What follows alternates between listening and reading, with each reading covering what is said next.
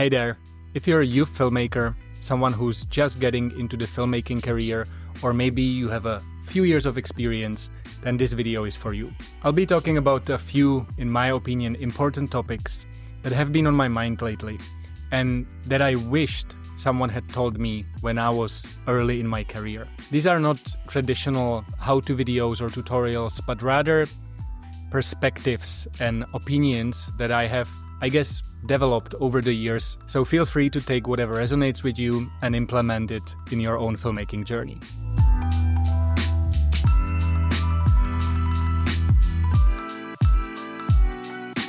So the first topic I would like to talk about when it comes to youth filmmaking is the gear trap.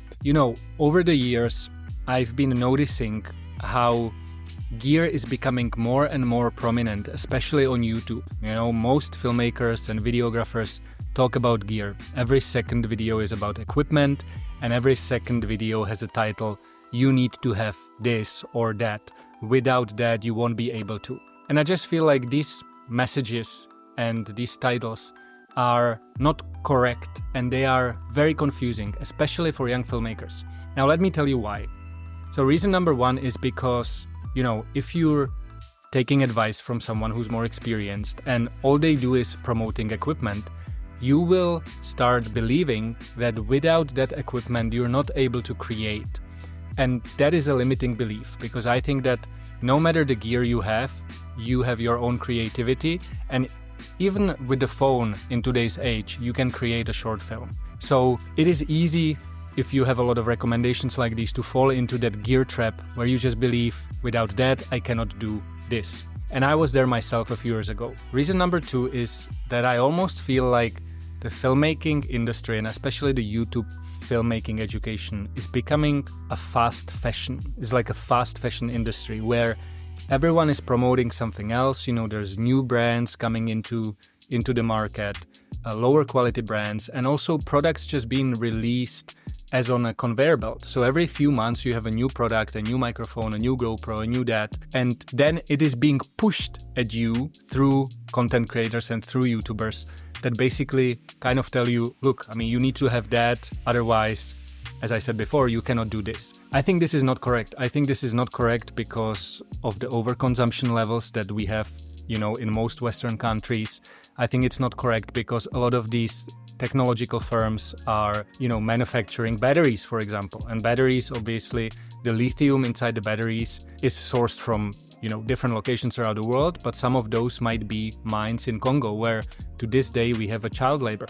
And so I think being really intentional with your equipment, because obviously you need some sort of equipment in order to create, but you can always rent it, or you can really invest into the most important and most crucial pieces that will last you long and will be good enough for you to create what you want to create, rather than, having that feeling of buying equipment every 2 months and always trying to stay up with the trends.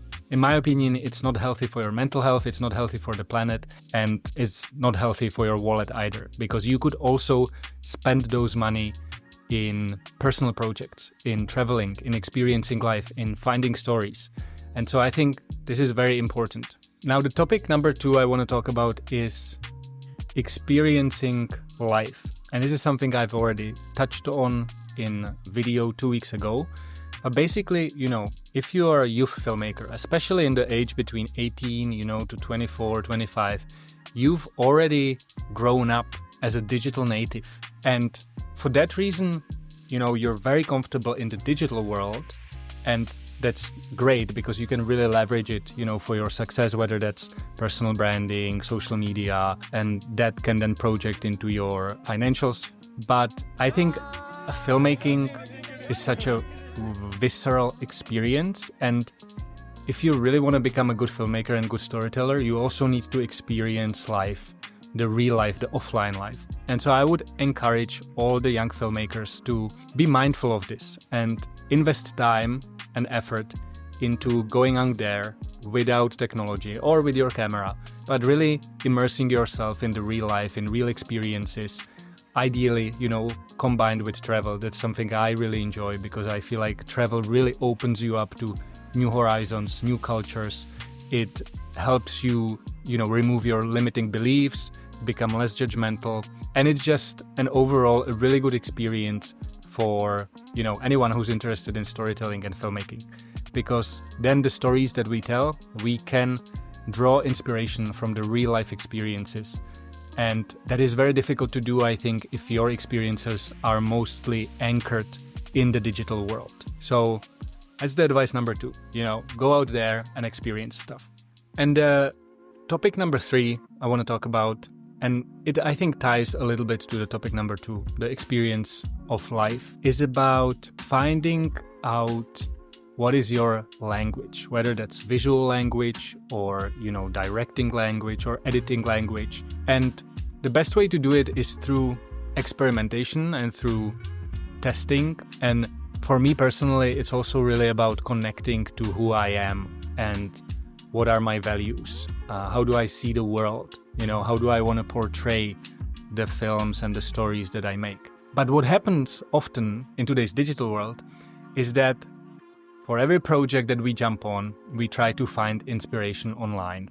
And it is very easy because there's many tools that you can use to find, frames from films, from commercials, from documentaries. And I often feel that it is a good starting point, but people too often marry their creative vision with the inspiration that they found. And so what happens is that whatever they create is so similar to what someone else created prior to them that I would almost say it's not your work. It's like, it's like taking something and recreating it.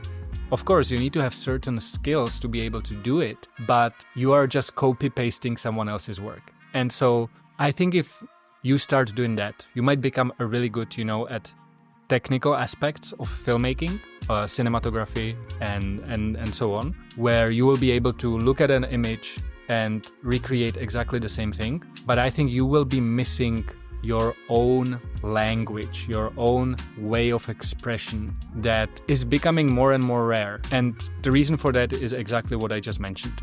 A good example would be, travel videos on YouTube. If you look at travel filmmakers and travel videos, 90% of them look the same because all of those filmmakers have learned from, 2 or 3 filmmakers who basically set the standard of travel videos. And so, where is creativity in that? Where is your expression in that? And the way you can find your style and figure out what is it or how is it that you want to communicate is only through practice, through experimentation, and through letting go of the inspiration that you found, or really only using the inspiration for mood, but not to copy shot by shot, as unfortunately a lot of people does it these days. Now, this is a process that takes time, and it's a process that maybe never ends.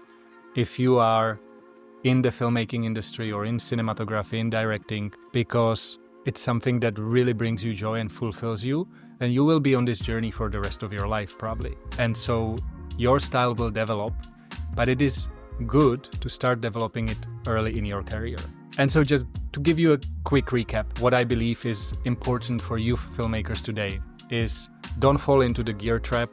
Don't believe that you need the latest piece of equipment that the YouTubers are talking about to go out and experience life. Don't spend your days just being in the online world, but really step outside of your comfort zone and go experience something. And 3, try to develop your style early and do it without trying to get too much inspiration from other people's work, but really through listening to yourself, observing what speaks to you, and then trying to capture that. So just a short video today, expressing my thoughts a little bit. But before you go, I would like to encourage you to check the Patreon link in the description. I have recently launched Patreon, and it's really about hands-on, affordable documentary filmmaking and cinematography education, which is really based on my own experience. I do cinematography breakdowns, I do Zoom calls, BTS films, and much more. So check it out. Right now, I'm running a 50% discount code for the whole month of January. And next week, I'll be hosting a Q&A call on Patreon with the community members. So maybe I'll see you there. Peace.